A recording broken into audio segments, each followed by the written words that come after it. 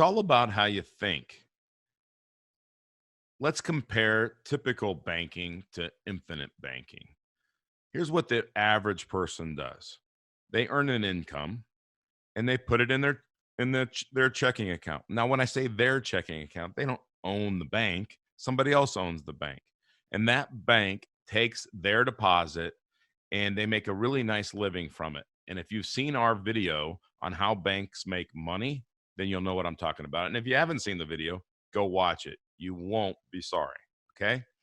Now, you have this money in your checking account, but it flows out for things like your lifestyle, major purchases, your taxes, and of course, your savings and investments. All right. The problem is that you finance every single thing that you buy. You either pay cash, thus creating lost opportunity cost or lost earnings that could have happened on that money, or you pay somebody else interest, right? It happens in all of these categories. But on your savings and investments, what most people do is they put that money into what we call prison. They put it in money prison for 20, 30, 40 years. Now, what am I talking about? They put it in qualified plans like IRAs, 401ks, and other government sponsored plans. Now, does it really make sense to do that and not know what the tax consequence is going to be 20, 30, 40 years down the road? It doesn't make sense to me. Hopefully, it doesn't make sense to you. But here's the problem with this. All of the flow, by the way, for 20, 30, 40 years, that money's stagnant. Now, motion is a law of God. Air has to flow in and out of our bodies or we die. Blood has to flow through our bodies or we die. And if water doesn't flow, it becomes stagnant, just like your money. All right. So, in this example, all of the flow is away from you. Now, Nelson says in his book, Nelson Nash, in his great book, Becoming Your Own Banker, which is really the textbook on how to do this, how to become your own banker and use the infinite banking concept. He says if some authoritative power distributed all the money in the world equally among all the people in the world, in 10 years' time, 97% of all of the money would be under the control of only 3% of the people. And the reason is that those people, they don't let all the money flow away from them. But the typical person, they don't look at that. They listen to people, financial entertainers like Dave Ramsey. And Dave Ramsey says, slow down this flow. That's the problem. I'm telling you, it's not the problem, but that's what he tells people. Or I love Tony Robbins. He would tell you, get motivated and make more money. All right, but what if there was an alternative here? What if that's not what we had to do? Because one of the problems here is every dollar that we put in our checking account, we only have that dollar to use. We never have any leverage. It's only one for one.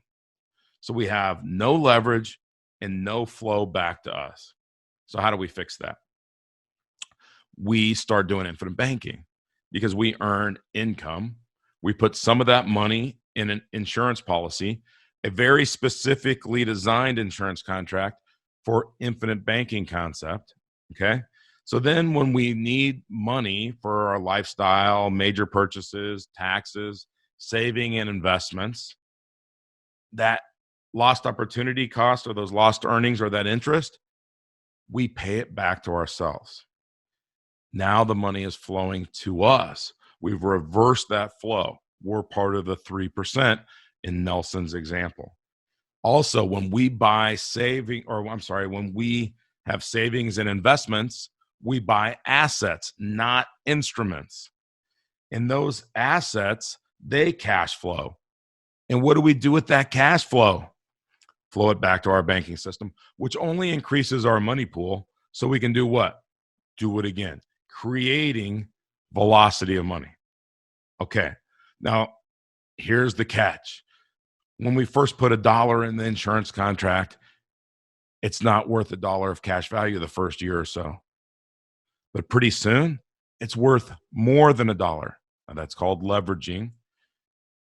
Down the road, it could be worth $2, $3, $4. Now, let me ask you a question. If you could write me a check today for $1 and I would turn around and give you use of $4, how big do you want to write that check? That's the power of leverage. You wouldn't want a little check like some people on the internet are advocating. You'd want it to be as big as I would let you write that check. Please, please tell me you understand that. That's the use of leverage. And that's what we teach at Create Tailwind. So if you want to learn how to do this and reverse the flow and be part of the 3%, then go to createtailwind.com and sign up for a free coaching session.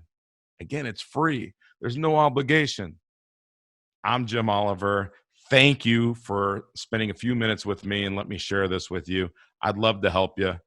Go to Create Tailwind and let's talk.